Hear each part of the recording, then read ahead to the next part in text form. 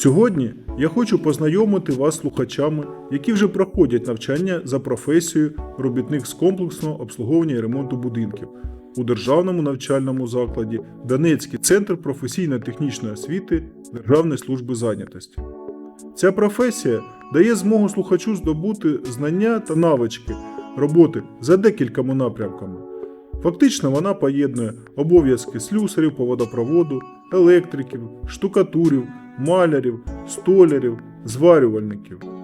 Сьогодні на уроки виробничого навчання ми закріплюємо знання, які були отримані на уроках теоретичного навчання, а саме ревізія, притирка та збирання арматури, яка застосовується в санітарно-технічних системах, випробовування з'єднань.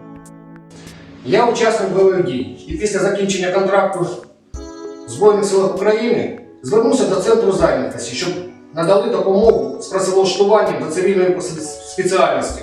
І мені запропонували пройти навчання в Донецькому центрі професійно-технічної освіти за професією робітник з комплексного обслуговування і ремонту будівель. І я не пожалкував, що зробив такий вибір, тому що ця професія є затребуваною. І в мене вже є пропозиція на працевлаштування після закінчення навчання. Потреба у працівниках цієї професії постійна і має тенденцію до зростання як у державних, так і в приватних та комерційних структурах.